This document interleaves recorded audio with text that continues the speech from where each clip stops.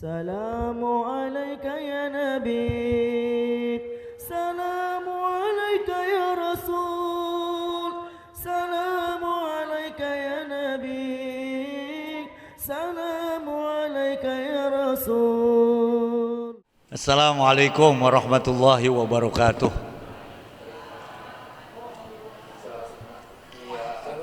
Bismillahirrahmanirrahim.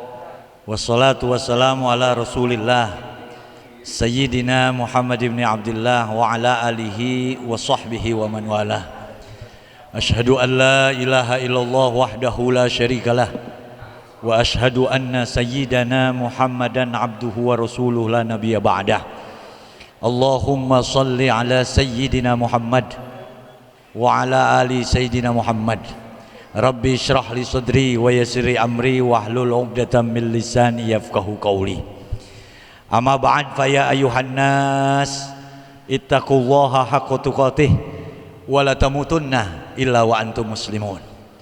Segenap dewan guru yang mulia, wabil khusus guru kita bersama Kiai Haji Hasan Nuri, Kiai Haji Mustafa, ada Kiai Haji Adnan, dan guru-guru kami yang lain yang saya tidak sebut nama, fa insyaallah tidak mengurangi rasa ta'zim wa takriman kami karena belum kenal. Mohon maaf ini para orang tua, para guru. Sesepuh kita Bapak Haji Saifuddin, Ustadz Juwaidi, betul ya? Ya, Juwaidi. Ketua panitia Ustadz Ali, wabil khususil khusus Ketua DKM Masjid Ustadz Dzulkarnain. Kita berdoa mudah-mudahan beliau ini dipanjangkan usianya dalam taat kepada Allah. Tim Hadroh ya, yang ganteng-ganteng ini ya, ya Rabbana, seragamnya keren betul ya. Pimpinan acara sesepuh kita ya, Ketua RW Al-Mukarram Ustadz Haji Zainuddin, betul ya. Mudah-mudahan pantun-pantunnya nggak pernah habis, selalu up to date begitu ya.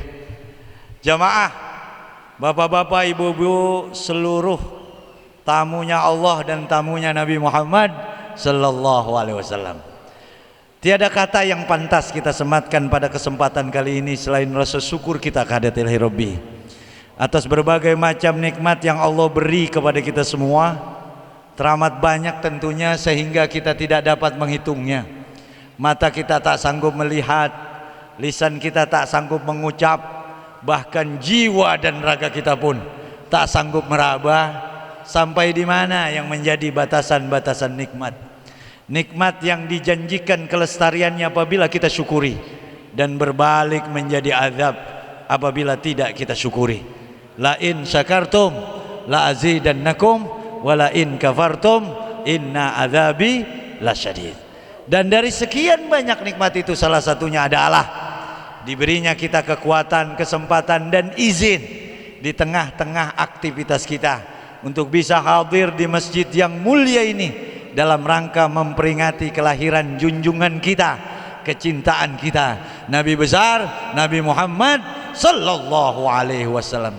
Kita berdoa mudah-mudahan ini hari kita direken, dinilai oleh Allah sebagai ibadah, amal ibadah kita, dan tentunya mendapat ridho dari Allah Subhanahu wa taala. Dan catat jamaah, hadirnya kita di sini merupakan takdir daripada takdir Allah Subhanahu wa taala. Di rumah film cakep-cakep, acara lain banyak, tapi Allah takdirin, tercatat begitu di Lauh Mahfuz kita hadir di Masjid Al-Murtado. Betul itu. Ustadz, saya datang karena dekat. Belum tentu. Tadi saya lewat ada yang masih ngopi di depan begitu. Ustadz, saya datang karena diundang. Belum tentu. Banyak yang diundang gak datang, banyak. Tanya Ustadz Dzulkarnain. Jadi catat hari ini kita datang karena memang sudah ditakdirkan Allah untuk bisa menghadiri pesta peringatan kelahiran junjungan kita Nabi besar Nabi Muhammad sallallahu. Yang diundang kan yang dikenal. Betul. Pak RW ngawinin, tentu nggak semua orang diundang. Tapi yang diundang tentu yang dikenal dan yang spesial. Makanya husnuzon kepada Allah. Ini hari mudah-mudahan kita direken sebagai pengikutnya Nabi Muhammad sallallahu alaihi wasallam. Selawat beriring salam. Tidak lupa pula kita haturkan ke junjungan kita Nabi besar Nabi Muhammad sallallahu alaihi wasallam. Jamaah, dengan segala kerendahan hati Ustadz Ali, Ustadz Zulkarnain main ke rumah begitu, minta saya untuk ngisi sebagai sohibil bait begitu, biar ada serepnya begitu ya. Makanya Ustadz kalau kiai udah datang berhenti begitu katanya, benar ya? Kalau di sini katanya jangan lama-lama katanya ceramahnya ya. Udah pada nyarap udah ya, udah kopi ya, dikit aja. Jadi saya kan hampir ada hitungan bulan ada aja ngisi di sini Kiai Hasan Nuri. Jadi nanti Kiai Tubagus Abdurrahman yang panjang lebar. Baik, dikit aja. Min asbabi qillatil barokati fi zamanina hadza i'radul katsir minna an katsrati sholati ala nabi Muhammadin sallallahu alaihi wasallam. Ada data bahwa kenapa kita hidup kita ini kok dikit betul keberkahannya. Ustadz, berkah apa sih? Berkah, berkah itu ziyadatul khair alal khair, bertambahnya kebaikan di atas kebaikan. Ustadz, saya beli TV 500.000, 6 tahun masih hidup, berkah itu berarti. Lah benar ini. Ustadz, saya beli TV 7 juta, sebulan meleduk, enggak berkah tuh namanya. Berkah itu ziyadatul khair alal khair. Kita punya anak berkah, tadinya fungsinya adalah hadiah dari Allah. Kan sabda Nabi, akrimu auladakum wa ahsinu adabakum fa inna auladakum hadiyatun ilaikum. Fungsi anak itu sebagai hadiah.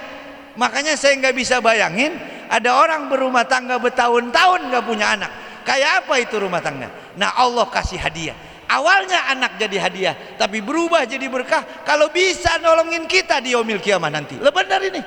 Emang bisa anak nolong kita? Bisa. Coba buka kitab Uqudul Jen yang dikarang Syekh Umar Nawawi Al-Bantani. Ada orang tua masuk surga gara-gara anak. Ada. Ya Rabbana, saya biasa saja, jarang ke masjid, jarang duha, kenapa kau masukkan aku ke surga begini bagus? Oh, ini bi istighfari waladikalaka. Wa fi ba'di riwayah bidduai waladikalaka. Kamu masuk surganya Allah begini cantik begitu karena anak kamu gempur kamu terus setelah sholatnya Rabbi firli wali walidaya warhamhuma kama rabbayani shaghira. Awalnya hadiah, akhirnya jadi berkah nolong kita di yaumil kiamah. Karena ada anak juga yang dapat nyeret orang tuanya ke neraka, ada. Lagi surga diseret ke neraka. Pas anaknya ditanya apa, katanya anaknya, "Khudh lana bihaqqina minhu fa innahu ma'alam mana manasalu." Seret hak-hak kami dari orang tua kami. Gara-gara dia saya nggak bisa ngaji Al-Qur'anul Karim.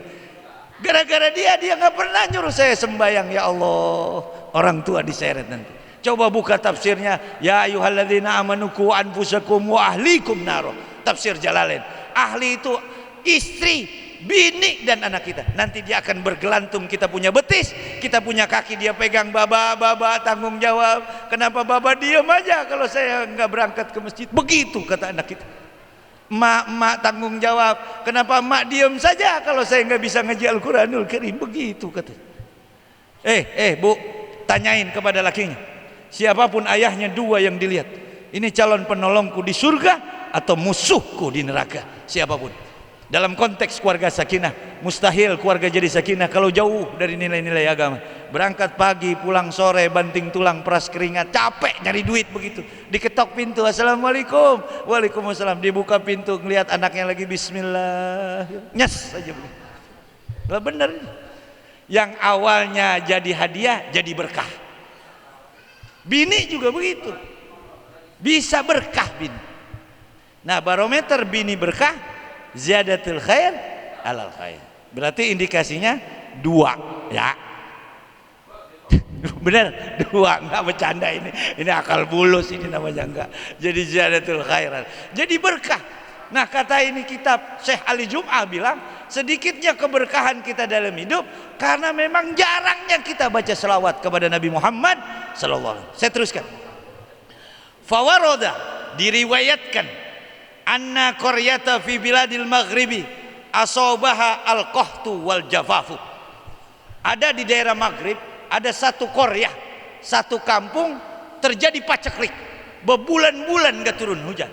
Berbulan-bulan kekeringan. Berbulan-bulan kelaparan. Fajaat imra'atun wa jalasat bijawiri bi'rin kad garat wa qala ma'uha. Tiba-tiba datang perempuan. Ulama-ulama di kota Maghrib nih, di Korea, itu udah angkat tangannya begitu. Nggak ada yang diijabah oleh Allah. Kekeringan tetap jalan, kekeringan tetap jalan, kelaparan tetap jalan. Karena hujan nggak turun-turun. Ulama doa nggak diijabah begitu. Akhirnya singkat kata, datang perempuan begitu. Datang. Nah yang lagi mantau, yang ngawesin namanya Syekh Al-Jazuli namanya. Siapa ini Syekh Jazuli? Pengarang Dalailul Khairat. Orang-orang NU Indonesia pasti kenal ini kitab. Namanya Dalailul Khairat, kumpulan daripada selawat-selawat Nabi Muhammad sallallahu. Dan itu andalan ulama-ulama Indonesia. Ini awal mula beliau mengarang kitab Dalailul Khairat gara-gara ini peristiwa di Korea, di Maghrib. Maghrib itu di mana? Di Maroko. Jadi ada perempuan datang, dia datang, diperhatikan nama Syekh Jazuli namanya. Duduk di pinggiran begitu. Duduk di pinggiran, akhirnya dia longok ke dalam begitu. Sumurnya dia longok. Muncrat air itu dari air. Syekh Jazuli yang dari tadi heran. Ya Allah, itu perempuan siapa? Manjur betul doanya. Tibang dia longok ke dalam, muncrat air. Berbulan-bulan kekeringan, berbulan-bulan gak turun hujan. Itu perempuan tiba-tiba duduk di pinggir sumur, dia tibang longok doang, muncrat airnya begitu. Lalu datang ini Syekh Jazuli. Garat wa qala ma huwa wa da'atullaha fa idzan bil ma'i yafuru fajaa Syekhul Jazuli radhiyallahu an wa sa'alaha amman da'at bihi rabbaha. Lalu tanya, "Neng, lu doa apa?" Manjur betul tuh doa katanya. Kita ini para ulama berbulan-bulan ngangkat tangan nggak diijabah oleh Allah Subhanahu wa taala. Lu tibang duduk di pinggir, tibang longok, udah muncrat airnya. Doa apa yang Anda munajatkan kepada Allah Rabbul Izzah? Apa kata itu perempuan? Faqalat ma sa'altuhu illa bis salati ala nabi Muhammadin. Enggak, saya enggak doa apa-apa begitu katanya. Ternyata ini perempuan orang Kuningan, enggak ya bercanda ini ya. Kan kalau orang Kuningan mau kemana gitu ya, kemana jadi kemana. Enggak, saya enggak doa apa-apa. Saya tibang baca selawat kepada Nabi Muhammad SAW di anu. Lalu Allah memalingkan wajahnya ke dalam sumur bi ainir rahmah. Makanya itu sumur muncrat airnya. Ya Rabbana. Jadi jamaah guru saya ngajarin begitu. Kalau kita pengen sesuatu katanya bacain aja selawat. Bapak, ibu rumahnya rombeng, pengen rumahnya bagus. Ketika ngelihat ada yang rumahnya bagus, bacain aja selawat kepada Nabi Muhammad SAW. Nah benar nih kata gurunya. Kita pengen motor begini nih, bertahun-tahun gede-gede motor gigi mulu. Pengen pakai motor apa namanya, Matic. Selawatin aja kalau ada orang yang pakai motor Matic. Mobil juga begitu. Bertahun-tahun nggak punya mobil, akhirnya ngelihat selawatin begitu. Insya Allah, insya Allah. Asal jangan bini orang diselawatin begitu. Ya khawatir nanti gitu. Jadi banyakin selawat. Ini malam kita diingatkan untuk memperbanyak selawat atas Nabi Muhammad SAW. Bapak, Sayyidina Umar ibn Khattab mengatakan, Inna du'a mauqufun bainas samawati wal ard la yas'adu minhu syai'un hatta yusalli ala Nabi Muhammadin sallallahu alaihi wasallam. Kata Sayyidina Umar ibn Khattab, sesungguhnya doa dan apapun nggak bakalan naik ke langit, ngambang begitu antara langit dan bumi, hatta yusalli ala Nabi Muhammadin sallallahu alaihi wasallam. Ini satu taklim, satu rombongan, satu organisasi, kumpul nggak ada yang baca selawat. Ada satu orang sendiri-sendiri di pojokan dia baca selawat kepada Nabi Muhammad. Cukup begitu dalam kitab I'anatul Talibin, cukup untuk menjadi kafarat. Ini ribuan orang yang nggak baca selawat kepada Nabi Muhammad sallallahu alaihi wasallam. Sallu ala Nabi. Allahumma salli. Yang kedua, waktu Rasulullah Shallallahu Alaihi Wasallam dapat wahyu yang pertama di Gua Hiro, kan Rasulullah kaget tuh ya, didatengin makhluk dia nggak tahu namanya apa, yang ternyata Jibril alaihissalam. Suruh ngomong, ma'ana bikori, paham dah ini cerita ya, ma'ana bikori, ma'ana bikori, nyampe 3 kali dipeluk. Udah dapat wahyu yang pertama, Rasulullah pulang. Rasulullah pulang nemuin bininya. Siapa bini? Siti Khadijah. Masih ketakutan Rasulullah. Dia bilang kepada bininya, zamiluni, zamiluni. Selimuti aku, selimuti aku. Ada apa bang begitu? Kok kayaknya takut banget? Baru tumben saya ngelihat abang setakut ini. Lihat ini bu. Rasulullah aja takut. Kalau ada yang bilang, masa sih Nabi Muhammad paling kuatnya orang, paling tingginya iman, paling sempurna iman, kok ketakutan nemu Jibril? Gimana sih imannya Nabi? Oh, kalau anda yang ketemu Jibril mati, bukan kayak Rasulullah. Lah bener ini, catat itu. Ketakutan, zammiluni, zammiluni, ketakutan, selimuti. Habis ditemui Jibril alaihissalam, selimuti aku, selimuti aku. Itu mah Pak Ustadz, kata orang perempuan, itu mah laki saya. Itu mah bukan ditemuin Jibril, itu erep-erep namanya kalau laki abah minta diselimutin. Pantesan waktu itu laki saya minta diselimutin, itu mah erep-erep ya bu, bukannya Jibril, tapi ini Jibril. Zamiluni, zamiluni. Ceritain bang, ada apa? Begini, saya ditemuin makhluk begini, begini, begini, cerita begitu. Aku takut betul, takut saking takutnya. Lalu apa? Laqad khasyitu ala nafsi fa akhbarohal khabaro. Lalu diceritakan kabar yang tadi, wahai Siti Khadijah, aku begini, aku begitu, aku begini, aku begini. Apa kata Siti Khadijah? Catat. Qalat Khadijah kal absyir. Ketika dengar lakinya cerita tadi ditemuin makhluk begini begini ini, Rasulullah ketakutan, sangat ketakutan. Apa kata Siti Khadijah? Kalla absyir. Fa wallahi la yuhzikallahu abadan. Lihat nih. Kata bininya Siti Khadijah, demi Allah, Allah nggak bakalan bikin kamu sengsara selama-lamanya. La yuhzikallahu abadan. Allah jangan takut wahai suamiku, Allah nggak bakalan membuatmu sengsara selama-lamanya, katanya begitu. Fa wallahi, demi Allah, innaka latasilur rahim wa tasdukul hadith wa tahmilul kalli wa taksibul ma'dum wa taqrid dhaib wa tu'inu ala naubil haq. Demi Allah, Allah nggak bakalan menyengsarakan kamu seumur hidup kamu. Saya menjadi saksi, kata Siti Khadijah. Demi Allah, kamu adalah orang yang paling benar omongannya. Seumur hidup aku belum pernah melihat kamu berdusta. Wa tasdukul hadis, wa tasdukul hadis, la tasilur rahim. Kamu seling silaturahim. Lihat, orang yang begini nih nggak bakalan disengsarakan Allah. Yang pertama, orang yang menyambung tali silaturahim, karena Siti Khadijah menjadi sumpah. Orang yang rajin silaturahim nggak bakalan dibikin Allah sengsara. Yang kedua, orang yang selalu ngomong jujur, karena ini sifat wajib bagi Rasulullah. Jadi bapak ibu, Rasulullah SAW itu punya sifat salah satunya benar. Jadi kalau ada hadis derajatnya mutawatir, derajatnya sahih, terus kita bilang, ilok, kafir kita itu. Ini ada hadis Nabi ngomong misalnya, qala Nabi sallallahu alaihi wasallam, terus kita bilang ilok, kafir. Karena Nabi nggak boleh bohong, karena sifat wajibnya adalah benar. Beda sama kita. Kalau Nabi selalu benar, tapi kalau laki ibu selalu ngibul, itu perbedaannya. Nah itu sifat wajib.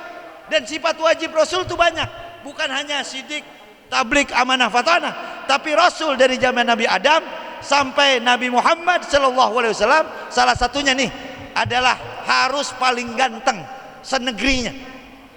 Supaya kenapa? Biar kalau dia duduk diri sama orang lain, hujah Allah masih tetap di atas. Jadi syarat Nabi dan Rasul dari zaman Nabi Adam sampai Rasulullah itu paling ganteng. Catat tuh, itu i'tikad, itu ilmu. Supaya apa? Supaya kalau ada orang ngaku Nabi kok mukanya burak banget, yakin itu dusta. Paham?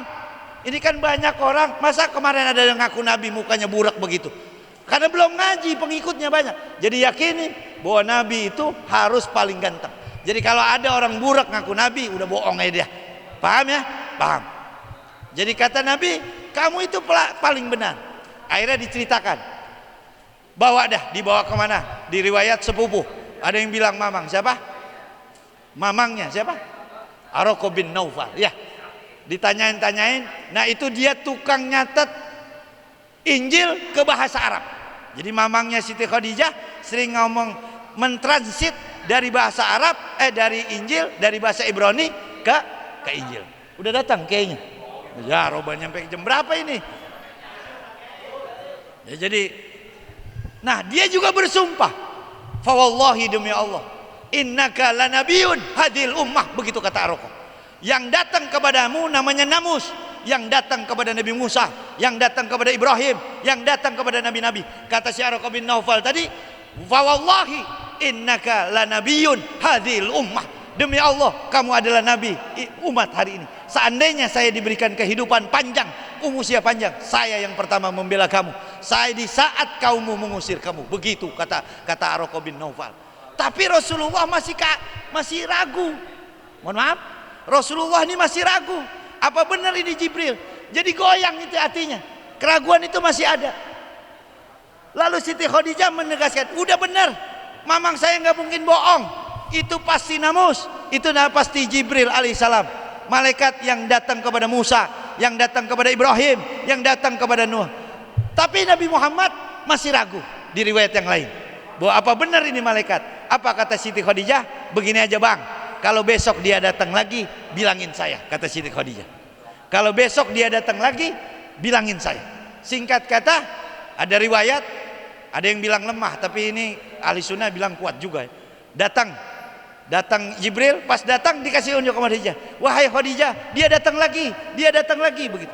Konon Siti Khadijah memangku Rasulullah pindah-pindah di paha kanan, ntar pindah di paha kiri begitu. Rasulullah suruh duduk, bang duduk di sini. Kalau dia datang, suruh duduk ke kiri, suruh duduk ke kanan. Nah, Siti Khadijah membuka auratnya. Di riwayat yang lain auratnya jilbabnya. Jadi Siti Khadijah memang dari muda udah nutup rambutnya. Dia buka jilbabnya sehingga belahan dadanya kelihatan. Lari Jibril. Dia lari Siti Khadijah, dia lari. Ditutup lagi sama Siti Khadijah. Dia datang lagi. Dibuka lagi sama Siti Khadijah. Lari lagi. Ditutup lagi, datang lagi. Dibuka lagi, lari lagi itu. Siapa? Jibrilnya lari. Nah, apa kata Siti Khadijah? Fa wallahi absir, gembiralah wahai suamiku, demi Allah katanya, dia benar-benar malaikat Jibril.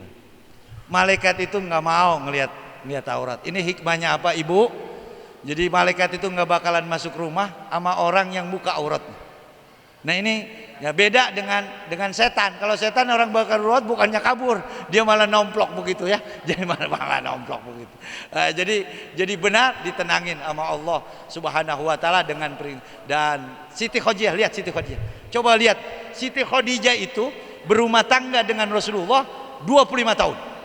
Coba baca buku tarikh Siti Khadijah, selama 25 tahun Rasulullah nggak ada pikiran di other woman dalam pikirannya. Nggak ada will wanita idaman lain ketika bersama Siti Khadijah. 25 tahun Rasulullah dengan Siti Khadijah berumah tangga, nggak ada kepikiran untuk kawin lagi. Catat tuh. Kenapa tuh? Catat Siti Khadijah, makanya baca biografi. Makanya ketika meninggal dunia ini Siti Khadijah, udah lama meninggal dunia, Rasulullah masih keingetan terus. Lah benar, keingetan terus kepada Siti Khadijah. Sampai Siti Aisyah cemburu betul kepada Siti Khadijah. Karena apa? Siti Khadijah ini konglomerat. Dia serahkan seluruh hartanya untuk dakwah Islamiyah. Dialah wanita pertama yang masuk Islam. Makanya ketika Siti Khadijah meninggal dunia, itu menjadi asbab kenapa Rasulullah diajak jalan-jalan untuk Isra wal Mi'rajnya Nabi Muhammad sallallahu alaihi wasallam. Kan Nabi Muhammad diajak jalan-jalan. Subhanalladzi asra bi 'abdihi lailan minal masjidil haram ilal masjidil aqsa barakna haulahu linuriyahu. Diajak jalan-jalan. Kenapa? Salah satu penyebabnya adalah Nabi Muhammad sallallahu alaihi wasallam ditinggal meninggal oleh bininya. Siapa? Siti Khadijah. Orang kan kalau ada bininya mau berantem sama siapa, pasti ada pendekengnya. Minimal bininya, "Neng, gua lagi dizolimin Neng sama siapa? Sama saudara gua kejem amat." "Tenang bang." Akhirnya adem. Bener ya? Kan kalau ada orang punya bini adem kan tukang apa? Tukang anuin. Habis dihina sama tetangga ngadu main lupa adem gitu ya. Kalau sendiri ngadu sama siapa? Lah bener, kalau sendiri ngadu sama siapa? Rasulullah begitu. Makanya kalau pengen tahu ada duda di sini nggak kawin-kawin, lihat aja lagi kalau taklim melongo itu duda tuh ya, nggak kawin-kawin. Itu konon dalam kitab Imam Nawawi kan azan itu bukan hanya disunnahkan kalau naik bukit dan turun bukit, bukannya dianjurin hanya untuk manggil orang sholat, tapi juga kesurupan juga disuruh azanin. Nah konon katanya kalau ada duda nggak kawin-kawin, katanya azanin di telinga kanannya, ikomatkan di telinga kirinya. Begitu katanya. Ada duda sini yang nggak kawin-kawin. Sian kata Nabi, miskinun rajulun laisa lahu imra'atun wa in kana ghaniyan minal mal wa in kana ghaniyan minal mal. Jadi Rasulullah sering melongok begitu. Makanya diajak jalan, salah satu penyebabnya. Yang kedua, diembargo secara ekonomi. Jadi Rasulullah dan anak buahnya nggak boleh itu beli. Ini harganya berapa kangkung? 2.000. Saya beli 2 ikat. Ya silakan. Ngomong-ngomong, kamu pengikutnya Nabi Muhammad, nggak boleh beli sama saya. Punya duit tapi nggak boleh belanja, makan pakai apa? Diembargo secara ekonomi. Yang kedua, ditinggal meninggal oleh mamangnya. Siapa mamang? Abu Thalib. Ini backing, ini representasi dari backingan Nabi Muhammad SAW. Dulu Nabi aman karena di belakangnya ada pamannya. Siapa yang nyolek ponakan gua? Nih, lawan. Makanya bapak-bapak beruntung kalau masih punya orang tua. Kita boleh jadi nggak dicolek-colek orang karena masih ada bapak kita. Boleh jadi kita dilihat orang karena masih ada mamang kita. Ntar kalau bapaknya udah meninggal, banyak orang ngeludahin kita. Lah bener. Makanya jangan pernah lupa terhadap jasa-jasa orang tua. Boleh jadi kita nggak dicolek orang karena ada bapak kita masih. Boleh jadi kita nggak ada yang berani nyolek-nyolek kita karena mandang mamang kita. Dulu Rasulullah begitu, nggak ada yang berani. Tapi ketika Rasulullah sudah, Pak Mang udah meninggal, diludahin Rasulullah. Lagi mau berangkat, tapi Rasulullah sabar. Sabar. 3 kali juga begitu. Pas keempat kali kok nggak ada lagi yang ngeludahin. Sakit katanya Rasulullah. Akhirnya dia datang ke yang ngeludahin. Dikunjungi tuh akhlak Nabi Muhammad SAW. Makanya nggak ada yang sanggup memperinci bagaimana akhlak Nabi Muhammad SAW. Gerah semua. Ini riwayat. Ada Yahudi datang kepada Sayyidina Umar ibn Khattab. Dia pengen kenal siapa Nabi Muhammad SAW. Dia datang, wahai Amirul Mukminin, saya pengen tahu siapa nabimu. Terangkan kepada saya bagaimana ngomongnya, bagaimana dia bersikap, bagaimana dia bergaul, bagaimana di tengah-tengah keluarganya, bagaimana dia di tengah-tengah sahabatnya, bagaimana dengan pengikutnya. Terangkan kepada saya pengen kenal betul nabimu, Nabi Muhammad SAW. Apa kata Sayyidina Umar? Berat. Begitu kata Sayyidina. Geleng palanya. Nggak sanggup saya menjawab pertanyaan itu. Kemana lagi saya, wahai Amirul Mukminin? Coba ke Bilal bin Rabah. Boleh jadi dia tahu, dia tukang azan, dia muadzinnya Rasul sallallahu alaihi wasallam. Coba tanya ke sana. Ditanya Bilal bin Rabah, wahai Bilal, terangkan kepadaku siapa nabimu? Bagaimana sikapnya? Bagaimana akhlaknya? Bagaimana dia bersikap di tengah keluarganya, di tengah sahabat-sahabatnya, di tengah pengikutnya? Apa kata Bilal?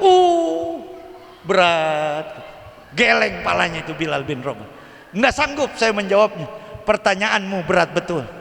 Kemana lagi saya harus bertanya? Ali, Sayyidina Ali. Boleh jadi dia bisa jawab pertanyaanmu, karena dia kan menantunya sekaligus sepupu Nabi Muhammad SAW.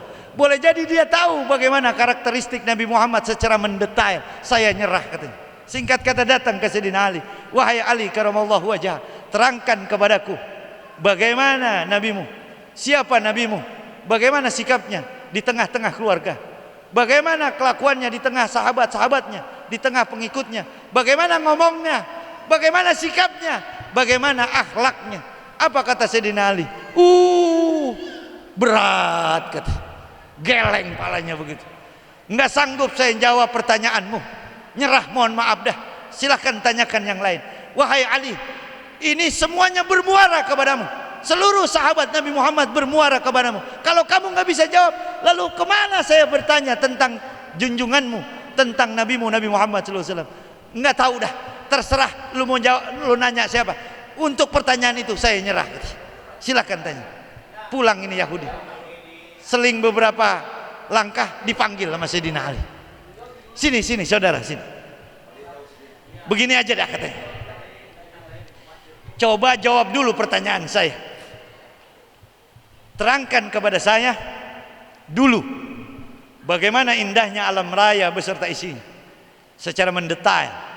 Kalau kamu bisa menjawabnya, saya Ali akan berusaha menjawab pertanyaan Anda. Apa kata nih Yahudi? berat kata. Geleng palanya. Jangankan alam raya beserta isinya, bagaimana indahnya dedaunan pepohonan, bagaimana indahnya alam raya, angkasa, planet-planet, bulan, matahari, sejazirah Arab saja saya lukiskan keindahannya, saya nggak sanggup katanya begitu. Apa kata Sayyidina Ali? Elu aja katanya, melukiskan indahnya alam raya nggak sanggup katanya. Yang Allah bilang sendiri, Qul mata'ud dunya qalil. Katakan keindahan dunia itu sedikit. Bagaimana aku menjawab pertanyaan manusia yang Allah bilang sendiri, wa innaka la'ala hulukin azim. Sungguh terdapat pada diri Rasul akhlak yang azim. Bagaimana saya melukiskannya katanya. Kamu saja nggak sanggup. Diskusi ini selesai. Jadi kalau ada orang bertanya dengan Rasul, bagaimana sikapnya, bagaimana dia berbicara, semuanya nyerah. Bahkan bininya Siti Aisyah radhiyallahu an ketika ditanya geleng juga palanya. Wahai Aisyah, terangkan kepadaku siapa suamimu. Geleng palanya. Mentok-mentoknya dijawab hulukuhul Quran. Ngelukisin Quran aja sulit bener. Kita jadikan lautan sebagai tinta, datangkan 7 kali lagi. Kita jadikan pepohonan jadi pena, dedaunan jadi kertas, datangkan 7 kali lagi. Untuk melukiskan kebesaran Al-Quran ada sulit. Jadi kadang-kadang sahabat ketika ditanya tentang Rasulullah, dia jawab tentang pengalaman pribadinya secara Siti Aisyah. Karena apa? Semuanya indah, semuanya indah. Makanya lihat Allah kenalkan nabinya. Laqad ja'akum rasulun min anfusikum azizun alaihi ma'anittum harisun alaikum bil mu'minina raufur rahim. Telah datang kepadamu seorang utusan dari kaummu sendiri, kasih sayang betul kepada orang-orang mukmin, sayang betul kepada kita. Tuh dilukiskan di pada Quran. Dan akhirnya kesimpulan ceramah saya, dialah nabi yang kalau jahit pakaiannya sendiri. Inilah nabi yang harta berharganya cuman berupa sendal dari negeri seberang, hadiah dari negeri seberang. Inilah nabi yang sering nyapu sendiri. Dialah nabi yang kalau tidur nyeplak di pipinya tikar saking sempitnya kasurnya. Coba buka tarikh, kamar nabi cuman 2 kali 3 begitu. Kalau Rasulullah sallallahu alaihi wasallam tahajud, kadang-kadang kakinya nyentuh Siti Aisyah saking sempitnya rumah Rasulullah. Tapi dari lisan Nabi yang mulia, bayyiti jannat. Inilah Nabi yang ketika di Taif ditimpuki oleh umatnya, malaikat yang Zaid bin Harithah yang jagain begitu, ketika ditimpukin kan dijayain badannya begitu, enggak kuat nahan bebatuan sehingga Rasulullah pelipisnya kena batu berdarah-darah. Nabi, siapapun yang melihat itu enggak bakalan tega ngelihatnya.